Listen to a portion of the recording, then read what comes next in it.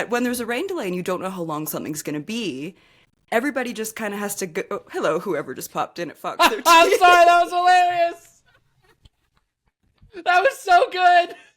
I'm so glad you pointed that out because that was hysterical.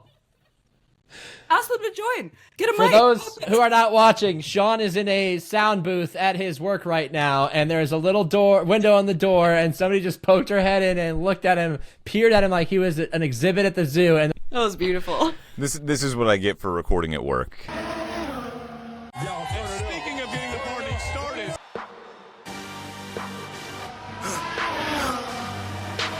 for the victory lap though. They ain't never seen nothing like this before.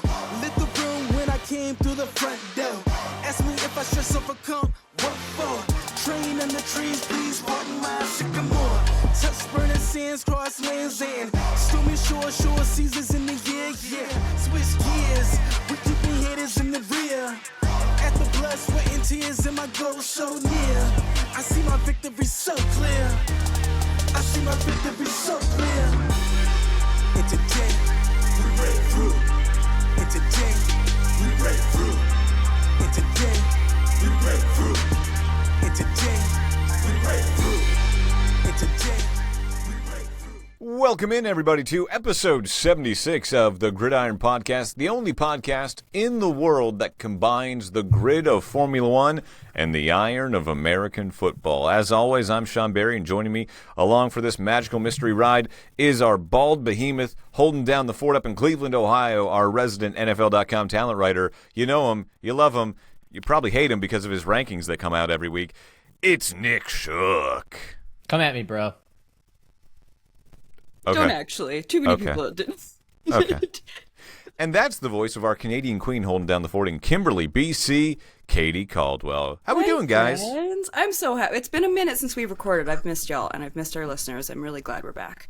Yes, same. We got a lot to get into this podcast. As I mentioned, we cover both Formula One and football in this podcast. If you're new here, welcome. And if you're not new here, thank you for coming back. We appreciate it. No idea why you are at this point, just because we're a bunch of weirdos talking about our two favorite things, again, that being Formula One and football. But if you want to connect with us, you can on social media. We're on Instagram at Gridiron Pod.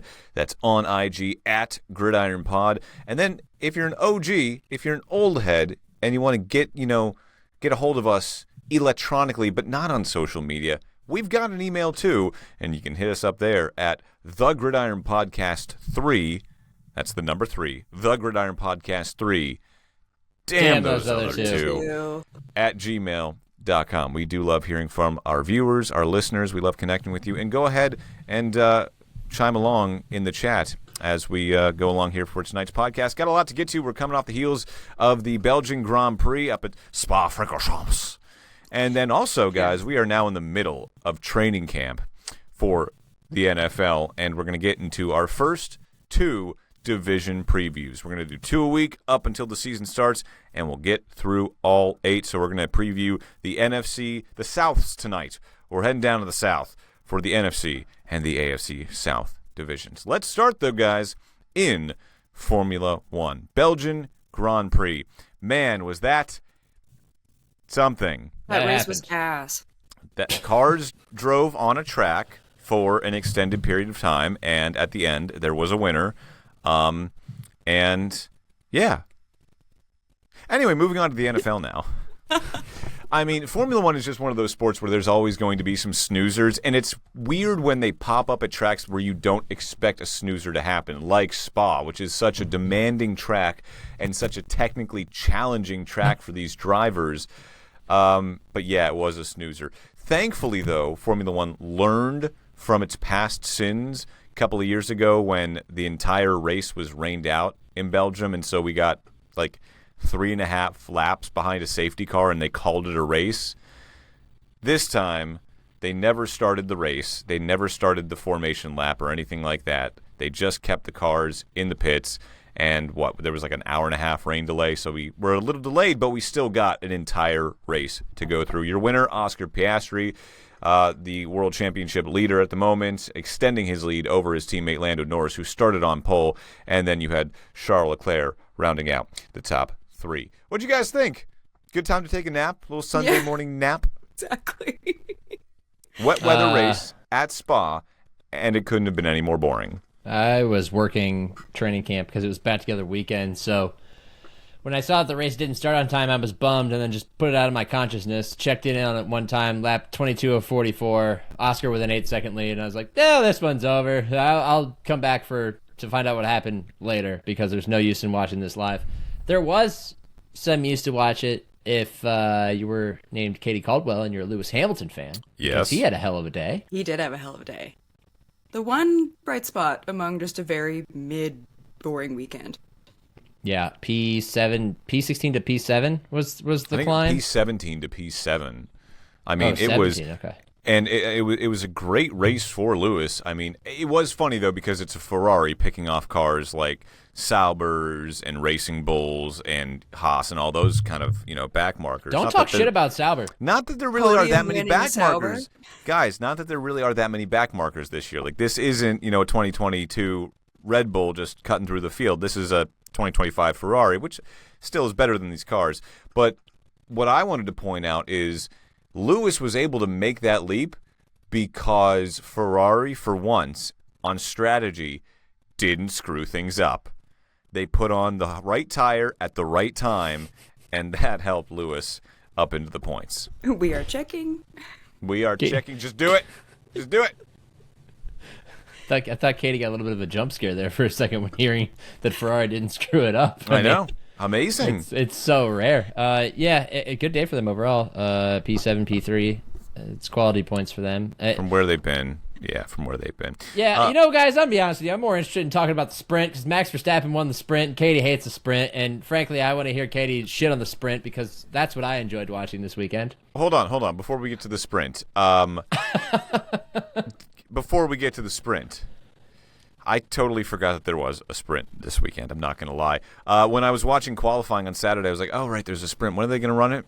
And I'm looking, I'm like, oh, they already ran it. Max won. How about that? That's how much I cared about the sprint this weekend. Totally forgot that there was even one. When it was, didn't know who won it. Had no idea. Nor did I really care after the fact. I feel like it's not going to go away, though. No. Much to the chagrin of Katie's desires. Yeah, exactly. Like, Cash is king. For those of you not watching on YouTube or Twitch, Katie just did the little money fingers there because that is 100% true. It's going to be all about the She's money. a big Johnny Manziel fan. yeah. Yeah, God. notably. Yes, that's what most people know about me. I'm so bored of the sprint. I knew it was a sprint weekend coming up, and quali wasn't super exciting. The sprint race wasn't super exciting. It feels like it was just like an extended driver's parade. Like, that was my really big takeaway from it. There was not much that I got out of it as a viewer, but the sprint just doesn't matter as much. Like, the point totals aren't as much, but it's like when Oscar won his first sprint race, it was like, oh, cool. He hasn't won a Grand Prix. Like, it doesn't hold the same weight in any way to me, and I love it if you are one of the fans attending because it's so much more exciting to attend a quali or a sprint than it is to go to a free practice too. But other than that, most of us aren't going to races, and I don't know a lot of people that are super hyped on watching them on TV. They do nothing for me. And a big part of what makes a race exciting, even in a situation like this, is tire strategy and when your pit stop is, things like that. Like, it removes so many of those elements. Like, for me, sprint races are just like a 2 out of 10 experience. When I think about the sprint's place in the explosion of popularity with F1, I think back to the home run chase of 1998 and how fans used to fill Busch Stadium 2, by the way, hours before Cardinals games because they wanted to watch Mark McGwire take batting practice. Like, in the end, none of those home runs count. None of this matters, but it's still a show, and you want to get out there and maybe catch one. It's not one that's recorded in history. Sean has something to say about this for sure. Go ahead. We're talking about practice, except we're not. We're talking about a sprint race.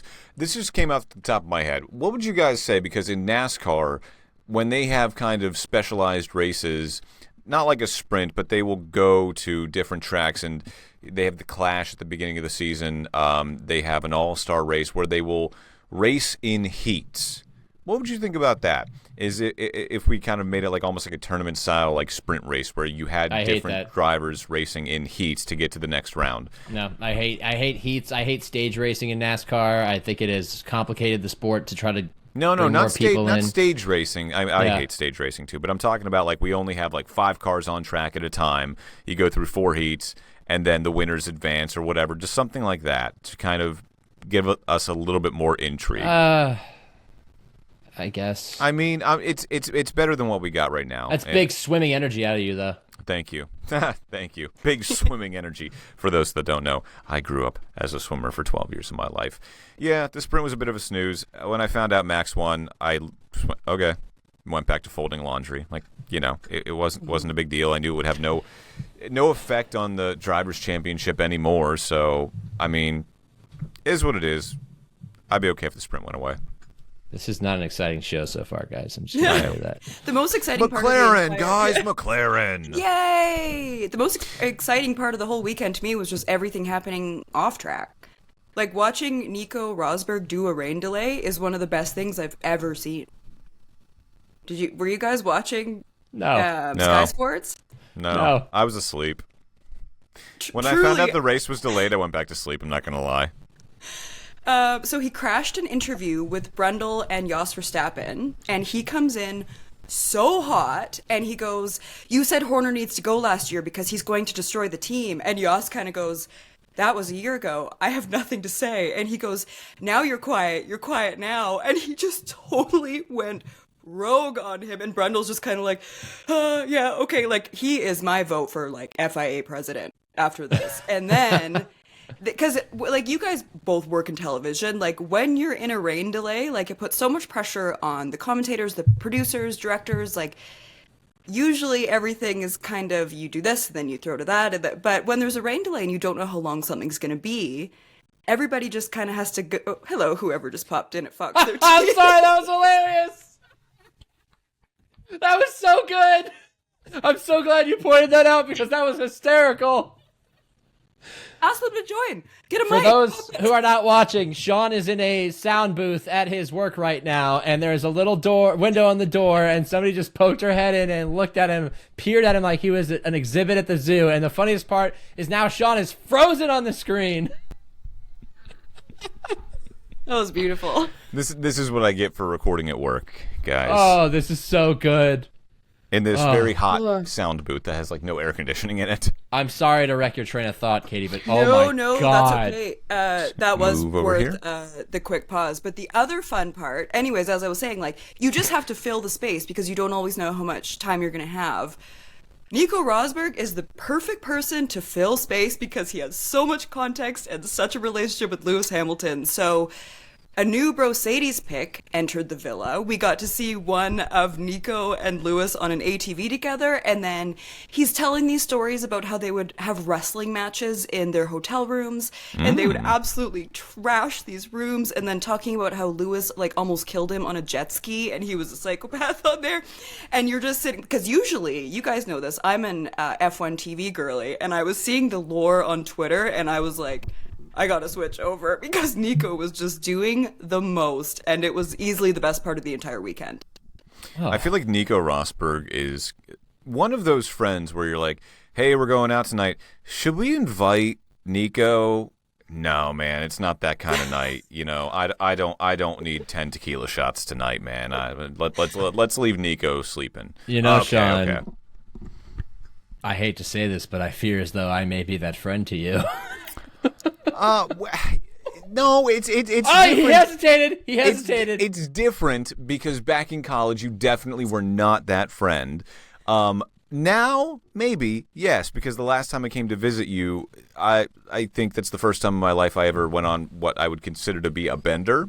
But that's because we don't see each other as often. So when we do, we celebrate. Now, if in, say a decade, we're in our 40s and you're still doing it, yes, then you are a Nico Rosberg. But we'll see. We'll get there eventually. We did. We went on a 3-day bender last time we hung out. The very last day, we're just like, all right, we're going to a baseball game. We're just going to have some hot dogs. We're not gonna drink.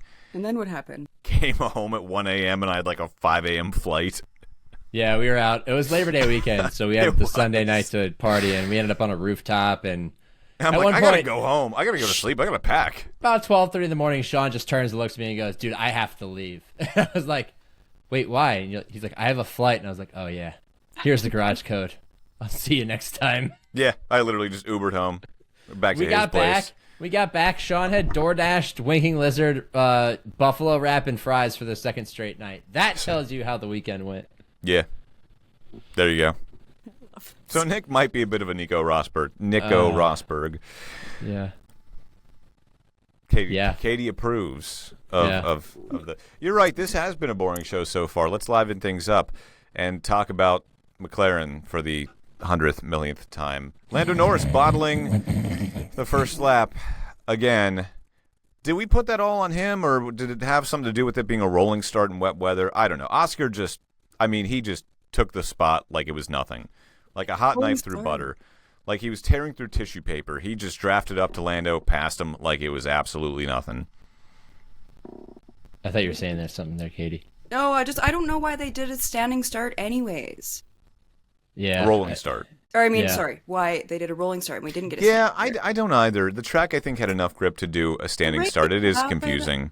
Ugh, everything But- about this weekend was just meh. And then they were playing like maybe it was a battery issue with Lando because Charles started to come back towards him. And then at the end of the race, Lando was like, nope, I just lost the spot. I'm like, all right, you sound pretty nonchalant. And then the other thing with Lando, too, is he was on a hard tire. He was on the better tire, the fresher tire, towards the end of the race. I mean, he was going to have a chance to catch Oscar on the closing laps. He had not one, not two, but 3 mistakes, 2 Yep. lockups, and he went wide in the final 10 laps. And they did the math real quick on Sky Sports. It cost him north of 2.9 seconds. He finished 3.4 behind Oscar. Yep. Without those mistakes, he would have been right on Oscar's rear wing with about a lap or 2 to go. And I'm glad you brought that up because I thought it illustrated the pressure that Lando is feeling in this title race. Like he was 6, 7, 8 seconds behind and pushing the hell out of the car for the last 15 laps to the point where his engineer has to get on the radio and tell him, "Hey, stop being so hard on the brakes. You have the advantage. You're already quicker naturally because you're on the quicker tire at this point because it's already grained in." And Oscar is on old mediums, and yet he just kept pushing the car and pushing the brakes and locking up. And I felt like I watched the race in 30 and it was just like, there's another Lando lockup, there's another Lando lockup, there's another Lando mistake. Lando Like, you lockup, could yeah. see him just really pressing under the pressure of this title battle. And I think it just offered us a peek inside the mind of Lando Norris as he, feels like he's in direct competition with his teammate. One other thing about McLaren is they had obviously a great weekend. Again, it's a 2-horse race for the Drivers' Championship. It's either going to be Oscar Piastri or Lando Norris. If I'm a betting man, I'd probably say Oscar Piastri just because he has responded from the mistakes he's made well every time. If he doesn't have a good race, the odd one that he does have, he comes back stronger. So that would be my pick at this point. But it's going to be a 50-50 toss-up for the rest of the season, honestly. But Oscar's mom came to the race this time around and got to meet her idol.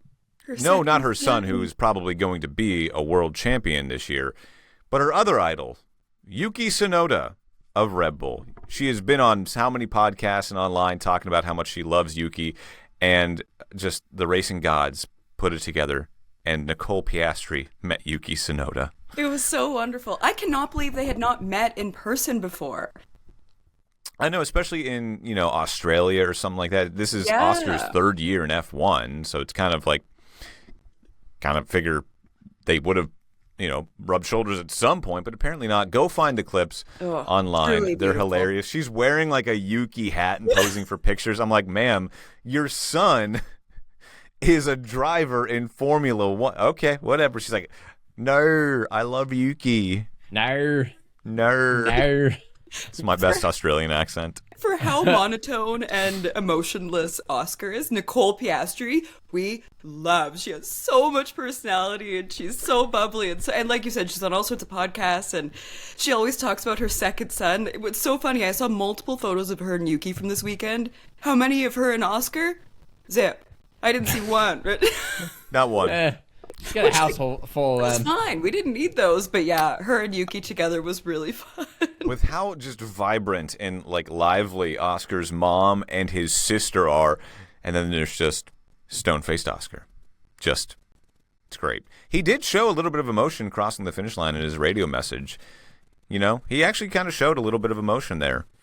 Say it. Not much. What do you say? Say it. I can't repeat it because it's a family show. No, it's not.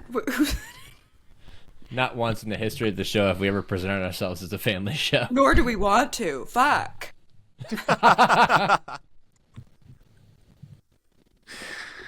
Exactly.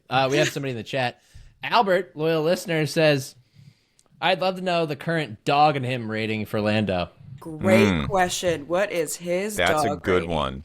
What would you give Lando's dog rating? Would you get? I mean, it's slightly north of a corgi, but probably south of a collie at this point. As somebody who's not an expert on dog breeds, I'm just going to avoid that comparison But you entirely. could be soon, Nick. And I'm going to give him a number rating, and we're going to say 6.5 out of 10.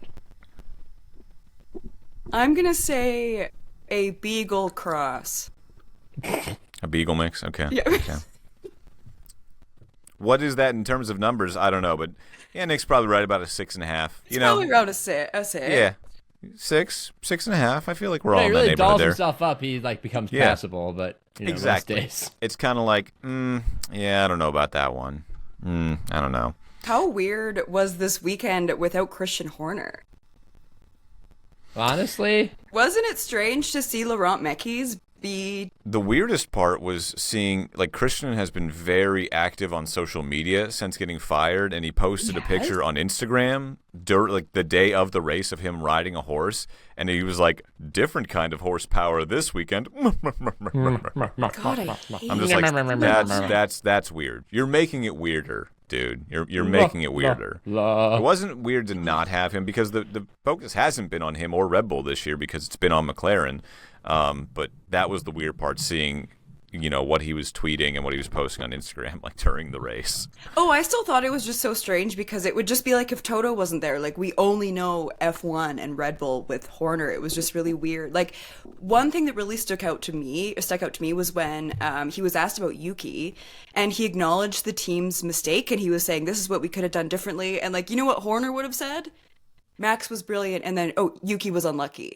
Like, it was so strange seeing a Red Bull team principal actually advocate for a second driver and then accept responsibility and say what they should have done differently. I'm like, whoa, this is like a different broadcast this weekend. Like, it was just very strange energy, but it was really refreshing to watch, I thought. I mean, there is only one Christian Horner, so we're not going to get Thank God, even that's too many.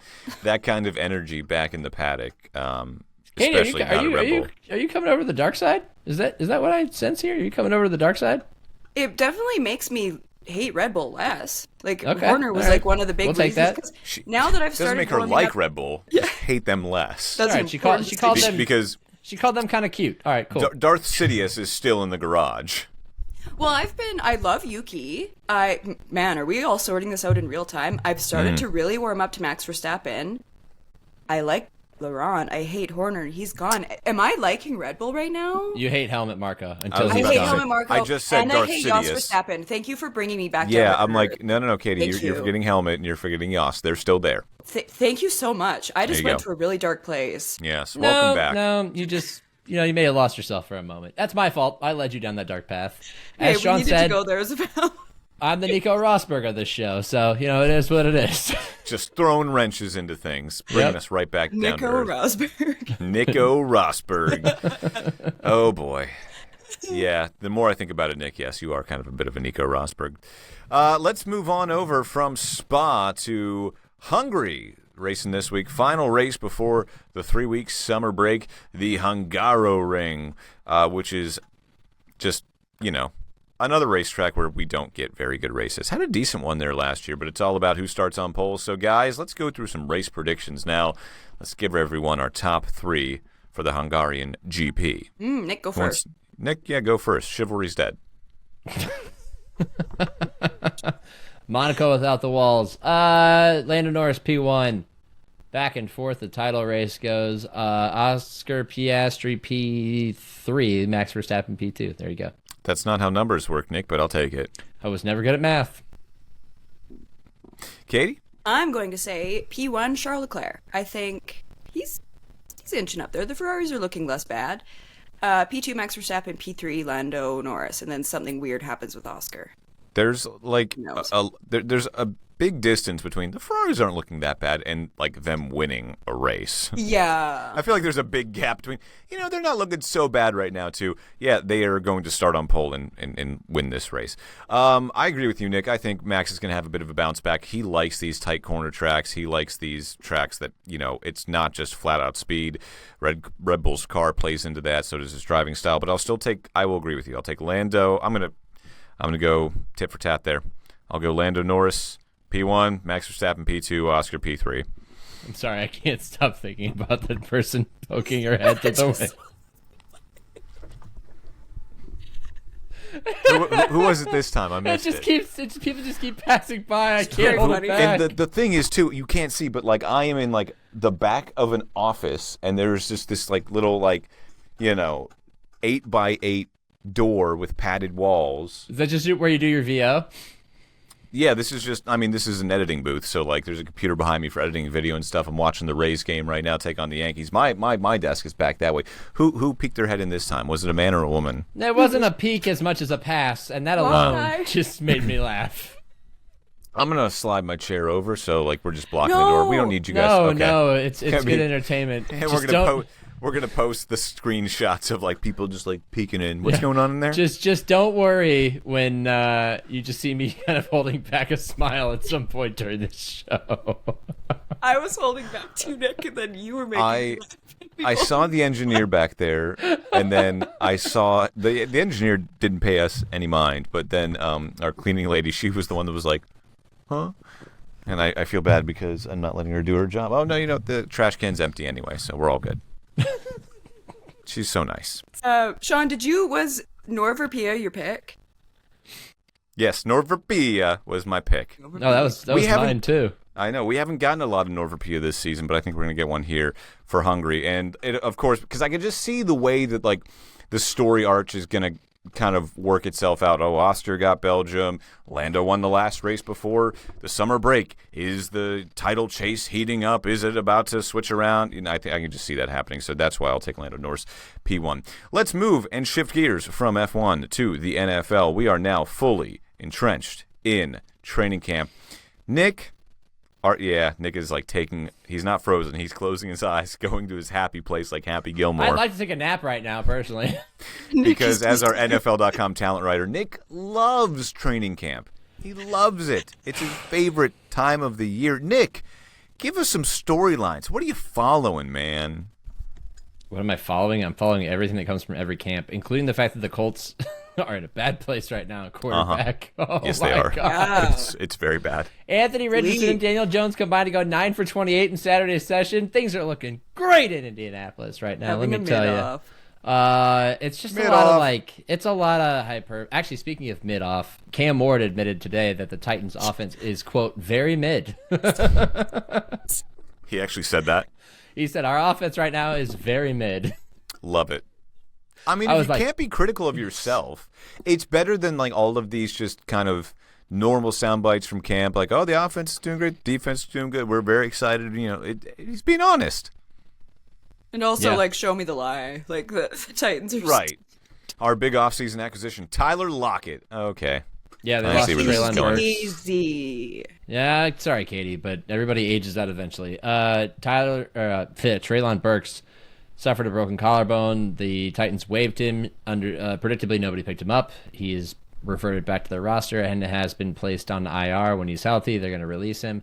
That tells you about the state of the Titans. And then there's just a lot of hyperbole coming from other camps. I mean, look, man, training camp is the same place that, like, Benjamin Gay, a running back who didn't even make the final roster, was a hero during the preseason for the Browns back in, 2001. Or Donovan Peoples-Jones was heralded as the next big thing in Browns camp. And it happens all over the place. Or so, Kenny Pickett looked like he was going to lead the Steelers to the Super Bowl because he was a preseason god. Yeah, you got to take these things with a grain of salt, but it's all we have right now. It's all we have to work with. So I said I want to take a nap because tracking all of that and trying to, craft it into something digestible and taking yourself seriously can sometimes be a battle, and I'm a little tired. But preseason games start tomorrow night, Hall of Fame game in Canton. Your boy will be there. It's not just you, Nick. Trust me. When I'm writing, I'm trying to write different, scripts for every Buccaneers training camp, story and soundbite I run. It's like, but it all starts the same. The Bucs were back on the practice field today. They had yesterday off, and yada yada yada. And Todd Bowles said this, or Mike Evans said this, or Baker Mayfield said this. It's just like, this is getting boring for me. But I got to remember that this is for the viewers. It's not for me. Let's get into our division previews, though. And because we're talking about the South, let's start in the South. You guys want NFC or AFC first? I'll leave it up to you. Katie, what do you think? NFC. All right, let's start in the NFC South. So in years past, if you've listened to us before, what we've done is we have gone through every single team's schedule week by week, and then I give a win total prediction, and we go over or under. Talk about where does that win total prediction come from? Reminder of viewers. It comes from the Sean Barie Sportsbook, because I just make the numbers up out of my head. They usually end up being pretty accurate, at least some of the times. We're going to switch things up this year to get a little bit more streamlined. We're going to just give our predictions for what each team will do in the division and where they will finish. So, chivalry is not dead, so allow us to start with Katie Caldwell in the NFC South. Katie, give us your NFC South breakdown. I think I have the Bucs winning. Should I just run through the Bucs first? Yeah, go for it. I have the Bucs at 10-7. I think their offense should be loaded. They've got a good O-line, 2 good backs, receiver room stacked. And I love watching Baker Mayfield play football, which I never imagined I would ever use that sentence if we had this conversation 3 years ago. Growth, Katie, growth. That's what that is. You can continue to grow. And are we all doing the Bucs, or am I doing the whole division? No, just keep going. Just keep going down. Where you obviously you got the Bucs. Sorry, this is totally production meeting discussions here, but we're not getting lines from Sean Barie Sportsbook. Is that what's going on here? No, we're not getting lines from Sean Barie Sportsbook. Oh, the Sean Barie Sportsbook has been closed down SBS. For possibly illicit activities. I'm not going to say you and Gilbert Arenas. I'm not going to say this is where Emmanuel Clase was placing his bets, but it might have been. For the love of Luis L. Ortiz. I know. Luis Ortiz came in once or twice, allegedly, maybe. I don't know. But, it's a bad time to be a pitcher in the Cleveland Guardians organization. Pour one out for the fireman himself, Emmanuel Clase. Yeah. You picked the wrong sportsbook guy. He was he had the feds in the building the whole time. So, Katie, you got the Bucs winning the division then? Bucs winning the division. Second, I have Falcons. I have them at 9-8. They're a tough one for me to read, and a lot of it hinges on how Michael Penix Jr. plays. Their defense has improved, which was desperately needed, but I still don't quite know what the Falcons are. So I went 9-8, and then I have the Panthers at 6-11. Okay. I am excited to watch Bryce Young again this season. He started to really pick it up when he was brought back in, and then they added more weapons for him. They're better on both sides of the ball, it looks like, and they have a pretty sneaky good run game, but they just didn't make that big of a jump. So I have 6-11 for them. And then the Saints, they are ass. This team is a mess. She's not wrong. Thankfully, I didn't have a drink right then and there, because that would have been a spit take. The Panthers are ass. The Saints are... To put it politely... is it going to be Spencer Rattler? Is it Jake Hayner? The other one? And then Tyler, I keep in my head, it's always been Tyler Shook, because I'm so used to Nick Shook. So I keep Shook. in my head, Tyler he's Shook. But yeah. It's Shook, right? It's Shook, yeah. We got to figure that out. We got to figure that out before he starts week 1, because I've heard it a number of different ways, and every time I hear somebody say Shook, it rattles me because it's spelled so differently. Yeah. All right, Katie. But the Saints, I think they are planning. I think they're hoping for Arch Manning next season. So. Well, I hate to tell them this, but Arch is probably not going to come out this year. So. Thank you. I keep saying that to everybody who has ears, and they're like, I think the Browns are tanking for Arch Manning. I think he's going to be a Saint. Guys, he's not coming out. I think he's staying at Texas. I think if there's one team, though, that it would be the Saints. Because of Archie's connection there. But they were also really bad, and got Archie the crap kicked out of Archie over the course of his career. He's like a legend in that town, but his NFL career was never very enjoyable with them. So would they really want to subject him to the same thing? I mean, look, this family, all the guys in this family, they don't really follow the same path, right? You had Eli, yes, go to Ole Miss, which Archie did, but you had Peyton say, no, I don't want to do that. I went to Tennessee. And then you had Arch similarly say, I don't want to go to any of those schools. I'm going to Texas. I mean, NIL had a lot to do with that, but at the same time, like, he doesn't have to go to New Orleans. He might not want to. I do like that connection, though. Enough about Arch Manning. Nick, let's go with your NFC South predictions. Okay, so luckily, unlike the Sean Barry Sportsbook, which used to come up with records on the fly and before its unfortunate demise, I actually was tasked with providing record predictions for every team on July 1st, which was almost a month ago. And I just threw out records based on quality of the team without doing the math to see if it would actually make sense. So I don't know how this really tracks. But I had breaking news, the NFL does not do any research. There you go. I just was like, here's my prediction. And then I looked at the numbers and I was like, I don't think I have enough bad teams here for all these win totals. He's being too nice. Yeah. That's his problem. Nick's being too nice to the crap teams in the NFL. Like, the worst two records in the league I have are 3-14 and 4-13, but there's like so many teams with 10+ wins. I definitely got the math wrong, but we're gonna go with it anyway. You're gonna win. Nick, all these teams can't have 10 wins. I don't care. You can win. Everybody makes the playoffs. Yeah, I was big Oprah energy when I gave these predictions, but I'm gonna lean on them because they're public record soon, if not already. So here we go. NFC South. Buccaneers win it. They get one more win. They improve by one win over last year. They go 11-6. Last year they finished 10-7. Right behind them, Michael Penix's Atlanta Falcons at 10-7. Carolina 8-9. Probably the ceiling for them, but I do believe in Bryce Young and Dave Canales. And then New Orleans 3-14, the worst team in the league. And I don't even know if I have to explain myself. Like, the Buccaneers have a high-powered offense. Yes, Chris Godwin's coming back from an ankle injury. I don't think they got any worse. They did. They are going to miss Tristan Wirfs for a little bit there, but they have a lot of time in training camp and preseason to kind of work out the replacement and their starting five and everything else. Atlanta, I think, will be better with Michael Penix. Kirk Cousins even admitted on Quarterback, the Netflix docuseries, which is great, by the way, that he probably wasn't 100% and wasn't really back to where he was before physically after that Achilles injury. Carolina, I think that they improve by... Well, they did. They won, I think, 5 games last year. 5 games, yeah. 5-12, and I think they're probably better by 2 wins. And I'm just going to go on the high side and go 3 wins, 8-9. But they could probably be 7-10, and I still think that's minor success for them. And like Katie said, the Saints are ass. They're going to be the worst team in football, or one of the worst 2 teams in football. They're going to be terrible. Sorry, Kellen Moore. Not great for you as a first-time head coach, but it is what it is. And yeah, that's it. I agree with both of you guys. By the way, we're going chalk here for the NFC South predictions. I'm just gonna say that I've got the Bucs at 11-6. I think they do improve by 1 game. Like Nick said, they did not get worse over the offseason. That wide receiver room is, I mean, it's not even sneaky good. It's really good. Mecca, and when Ibuka. He'd be number 2 in Cleveland right now. When you have Mike Evans along with Jalen McMillan, you have Emeka Ibuka, and now you have, when Chris Godwin does come back healthy, he was the best wide receiver at the beginning of the season last year. Yes, Tristan Wirfs' absence is going to cause some issues. Right now they got Charlie Heck in his place, and the offensive line has been not the best at Bucs training camp so far this season. But at the end of the day, I think they'll be fine once they do get healthy. Last 2 years, the Bucs have had this weird mid-season lull where they have just lost a handful of games.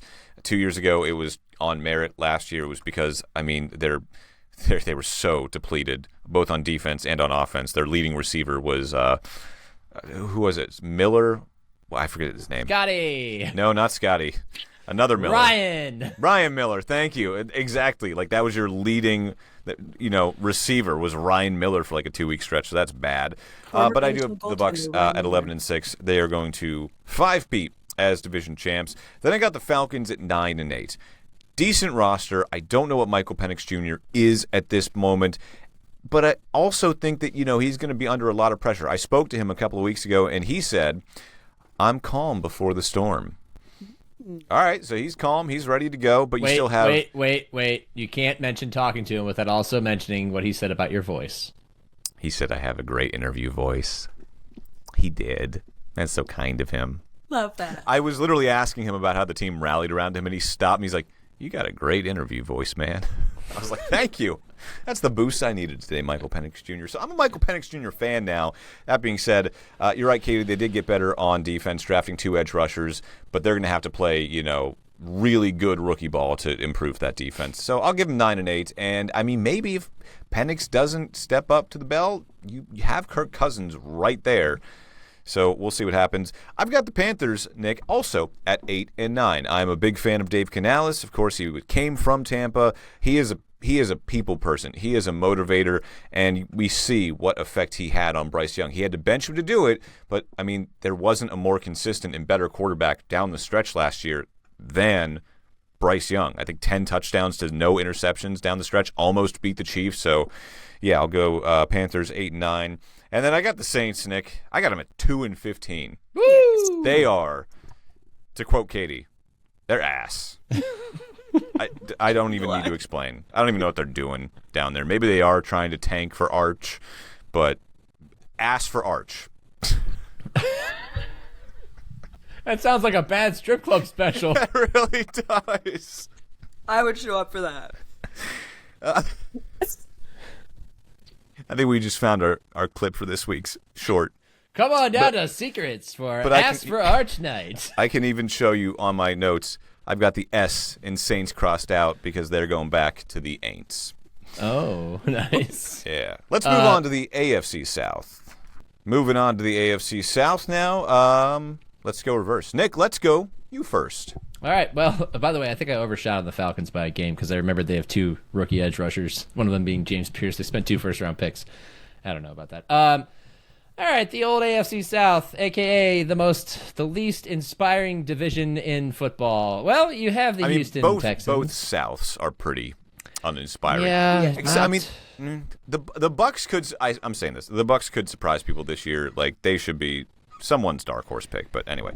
Well, much like the Civil War, it might not work out for the South this year. Look, you have the Houston Texans, and you know who they are. You know that they didn't quite live up to expectations last year. They dealt with injuries. They have a lot of guys injured right now. There's so many dudes on PUP right now. Joe Mixon on NFI with this like mystery foot ankle injury that's going to keep him out until possibly week 1. That's not encouraging. Nick Chubb is in that backfield, but I think Nick Chubb doesn't have anything left in the tank. They also have Woody Marks from USC, who I actually really liked his combine workout, but it's a rookie. Damian Pierce is on PUP, and they have Dare Ogunbowale, one of my favorite names in football. He's still in the league? Yes, still, and he's still with them. Gosh. Yeah, at one point, he was part of the reason why the Jaguars cut Leonard Fournette, because they believed in Dare Ogunbowale. That was years ago now. Look, this team is going to be carried by its defense. We love C.J. Stroud. We love Tank Dell, but he's coming back from another injury. We love C.J. Stroud's relationship. He's not even going to play this year, is he? Yeah, not for a while, if at all. We love Nico Collins. Stephon Diggs is no longer there. This is going to be a defensive. We love the Texans, is what Nick's trying to say. Well, we love the Texans. We love parts of the Texans. We love their defense. Danielle Hunter, Will Anderson. You got Kamari Lassiter. Derek Stingley just got paid. I love the majority of what they have defensively, and they're the best team in this division. I have them winning 11 games. I think that'll be enough to win the division. It was enough to win the division last year. They won it at 10-7 because the rest of the division stinks, and frankly, I think the rest of the division is going to stink again. Indianapolis, I got them going 7-10. As we discussed earlier, they don't know what the hell's going on at quarterback, and there's a persistent feeling of desperation emanating from Indianapolis. And it has nothing to do with Sophie Cunningham's comments on Detroit and Cleveland getting WNBA teams. It's just the fact that their football team, not really headed in any particular direction, or at least a clear one. After that, I have the Jacksonville Jaguars, a team that has gotten a lot of attention because they drafted Travis Hunter. I'm tired of writing about Travis Hunter. I would like to see him on the field. I'm tired of talking about his schedule.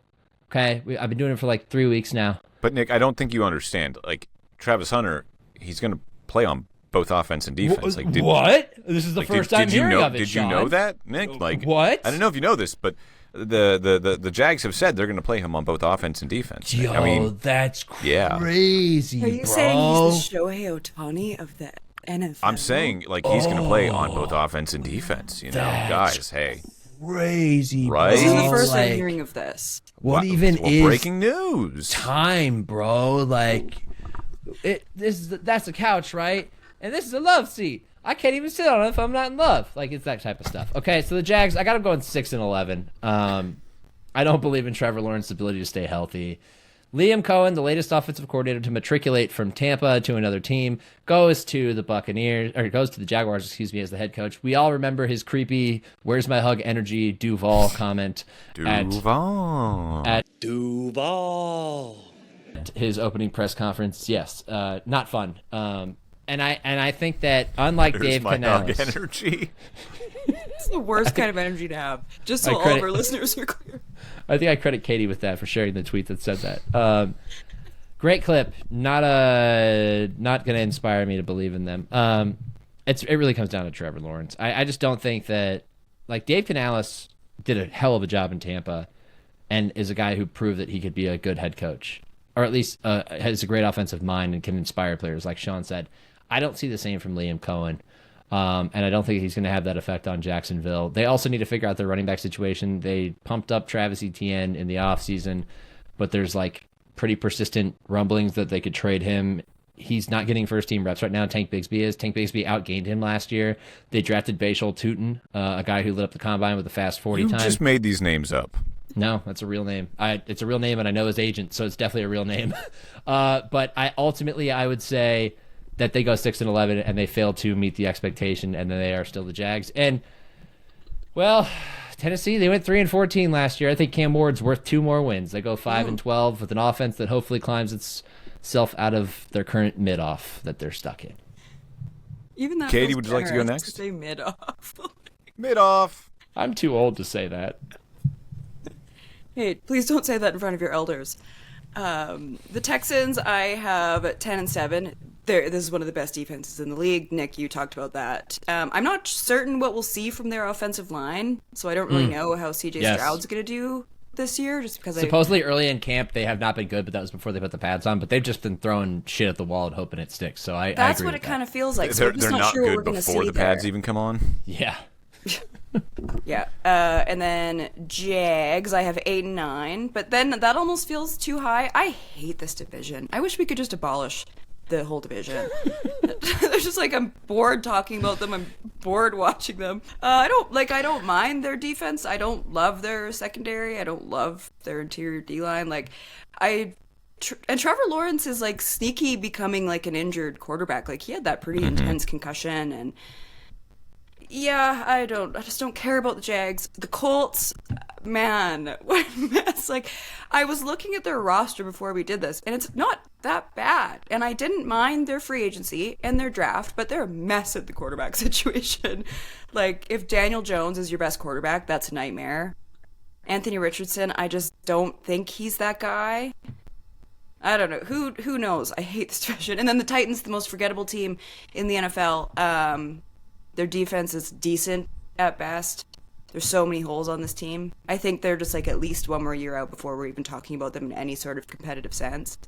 It'll be cool to see Cam Ward, but like, does he have enough weapons to do anything really cool to like succeed like he could if he was in a different situation? I don't know.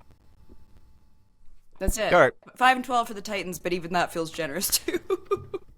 I'm not going chalk with Nick this time. I am going chalk with Katie. I got the Texans at 10-7.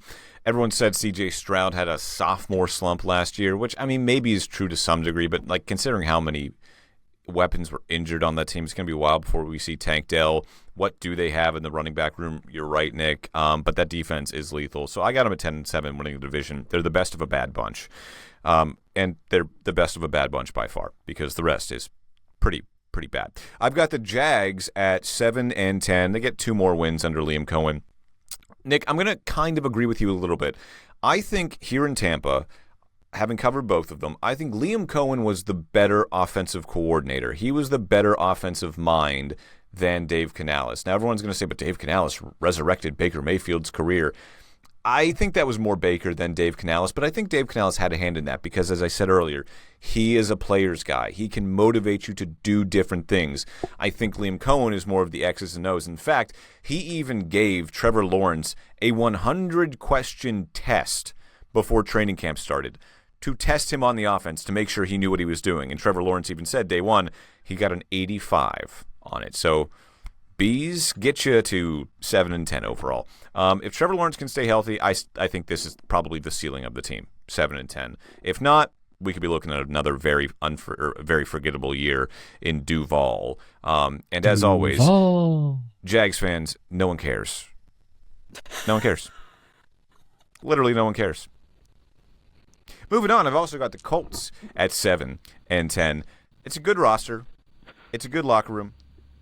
But, man, that quarterback room is just... I don't understand how they thought adding Daniel Jones was going to fix everything. Like, oh, yeah, we want to bring a guy in here to compete with Anthony Richardson. And your answer to that was Danny Dimes? Like, did you think, like, oh, yeah, it's going to be like Sam Darnold. We're going to take another used-up quarterback from you. Like, no. Like, this is, oh, God, no. It's so bad. And the clips coming out of training camp from Indianapolis are just, they're horrible. In fact, I saw on TikTok recently someone post a picture of Anthony Richardson along with his stats every year from, like, his freshman year of high school up until when he got drafted. What was it, number 4 overall? And they're like, how is this man in the NFL?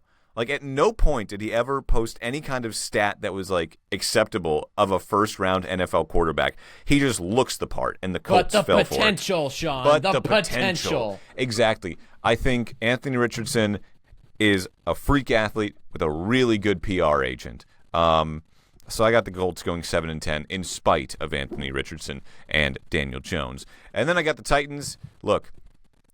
The bar last year was Mason Rudolph and Will Levis.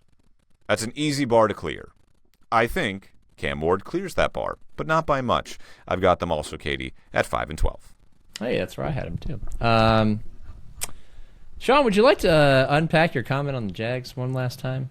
Oh, I just have a long-standing feud with Jags fans because I made a joke about them on social media and my inbox was flooded calling me a mid-level talented, broadcaster and yada, yada, yada. So, Jags fans, it's okay. You can come at me because I don't care. Because in truth, no one cares. Katie called the Titans the most forgettable team. I forget that I live in Florida and I forget that there's a team up in Jacksonville sometimes. Also, you're not even going to play there in like a year's time. You're going to be playing in Orlando because you can't time up your stadium renovations with your season. You were gonna. They were like, oh, we might play in Daytona International Speedway. That's dumb. No, we're gonna play at camp. But might play in Gainesville. You're gonna see a lot of empty seats in the swamp. Tell you that much. You're not filling 90,000 seats for no Jags game. All right, we'll go to Camping World. Okay, cool. You're 2 hours away from your fan base. Way to go. One of my favorite things about you, Sean, is your absolute disdain for Jags fans, and then just how much they hate you back. Because you're such a likable person. Thank you. And you're very good at what you do. So this is just one of my favorite, running Sean storylines is how passionate you get about your hatred for that. Whole bunch of Jags, as we say in Pittsburgh. That's the AFC South preview. We went chalk there, really, honestly. Except Nick had the Colts finishing ahead of the Jags.